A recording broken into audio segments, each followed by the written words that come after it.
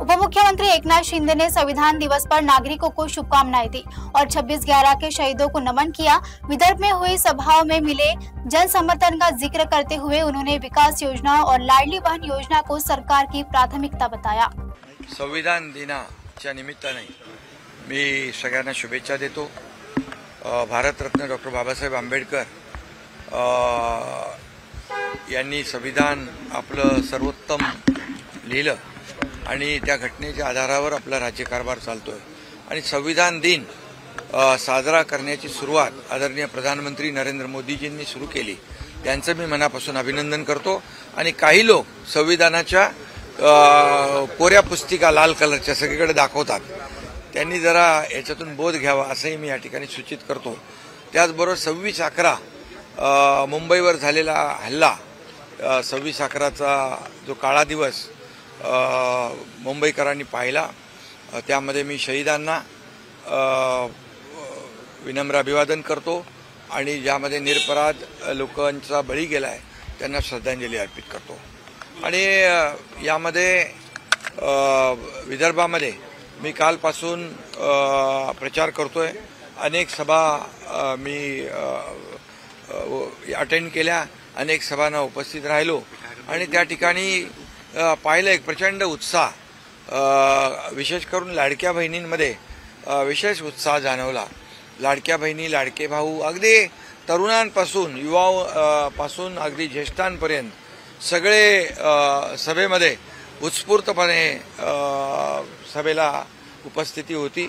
यावरून शिवसेनेचे जिथं जिथं नगराध्यक्ष पदाचे उमेदवार आहेत, नगरसेवक पदाचे उमेदवार आहेत, त्यांच्या पाठीशी स्थानिक पातळीवरची जनता, मतदार या ठिकाणी उभे राहिलेले चित्र मी पाहिलेलं आहे।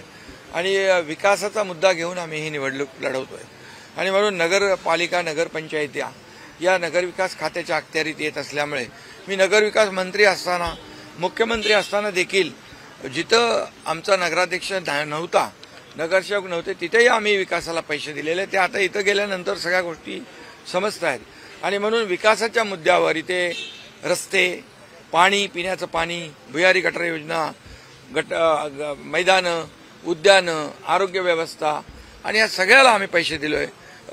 प्रधानमंत्री नरेंद्र मोदीजींच्या वाढदिवसानिमित्त प्रत्येक नगर परिषदेला 1-1 कोटी रुपये नमो उद्यानासाठी दिले, ते देखील त्यांना पोहोचले। त्यामुळे खऱ्या अर्थाने विकासाचा मुद्दा हाच आमचा अजेंडा आहे आणि तो आम्ही चालवतोय। लाडकी बहीण योजना जेव्हा मी मुख्यमंत्री होतो तेव्हा सुरू झाली आणि महायुती सरकारने सुरू केलेली आहे।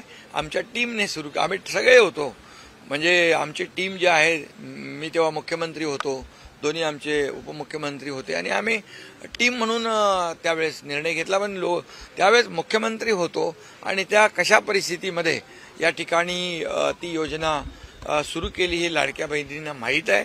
त्याच्यामध्ये किती अडथळे आले तेही लाडक्या बहिणींना माहीत आहे। परंतु एकदा आम्ही निर्णय घेतला लाडकी बहीण योजना सुरू करायची आणि तिची अंमलबजावणी करायची, काटेकोरपणे त्याची अंमलबजावणी सुरू आहे आणि लाडक्या बहिणींना मी विश्वास पण दिलाय की कोणी किती काही म्हटलं तरी सुद्धा लाडकी बहीण योजना कधी बंद होणार नाही। त्यामुळे लाडक्या बहिणीबरोबर योग्य तो निर्णय घेतील। नगर विकास खाता म्हणजे या नगरपालिकेच्या निवडणुका आहेत, नगरपंचायतीच्या निवडणुका आहेत।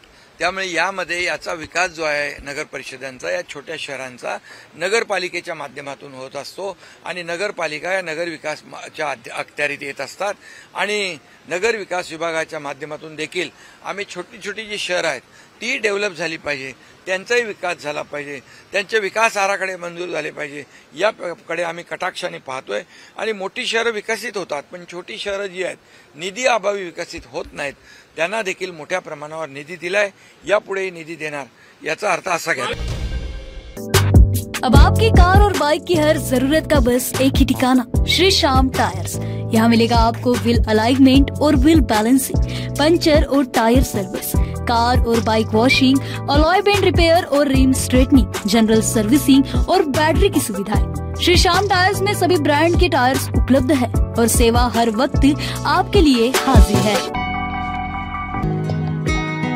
जहाँ सेवा बनती है श्रद्धा, वही है श्री श्याम रसोई। सेवा ही सबसे बड़ा धर्म, हर दिन इंसानियत का स्वाद परोसती है यह श्याम रसोई। सिर्फ 2100 में एक दिन का अन्नदान और 21,000 में पूरे साल का पुण्य। करुणा, प्रेम और सेवा का संगम है श्री श्याम रसोई।